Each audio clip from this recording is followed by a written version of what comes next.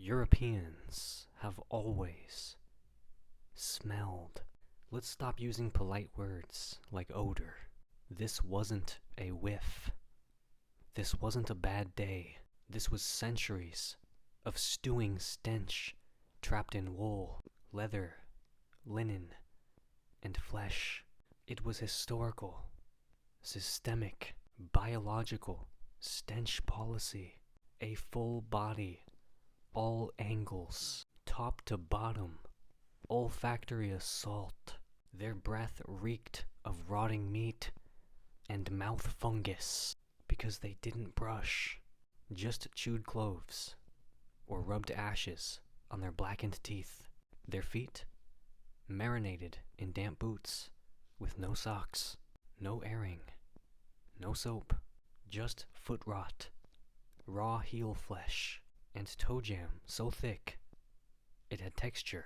Their groins enclosed in 4 layers of wool and linen, piss-stained drawers, no bathing, and a cultural fear of touching their own genitals. Yeast, sweat, discharge, and fear, all mingling in a mildewed, sexually confused stew.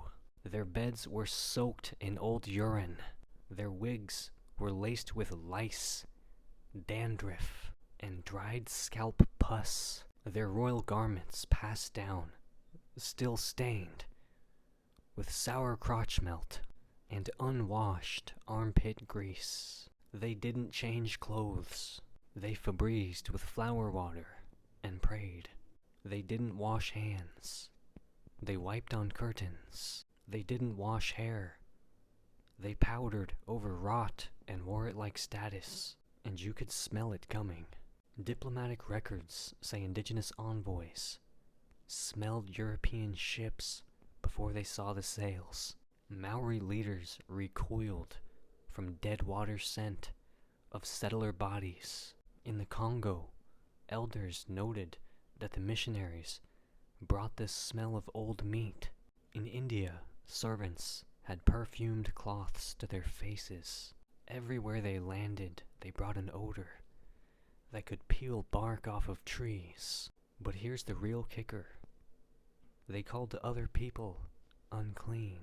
They walked into bathed, perfumed, scented, flower-oiled civilizations and gagged the air, and then tried to rewrite the story like they were the teachers of cleanliness. The Yoruba had soap made from shea and ash centuries before Europe had running water.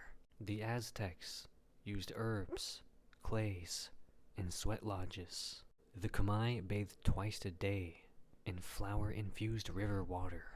But the Europeans came with crotch fumes, beard rot, and medieval fear, and still claimed moral high ground.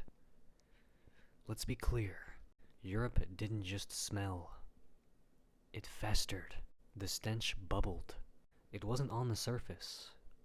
It was in the walls of the castles, the folds of linen, the seams of history. They colonized the world, while leaking mildew from every pore. Every handshake was damp. Every breath was sour. Every empire was built on body odor. And when the stench got too thick to bear, what did they do? They didn't wash. They perfumed. They didn't clean the rot. They masked it. Europeans have always smelled. They exported genocide, greed, disease, and they did it reeking. Gope.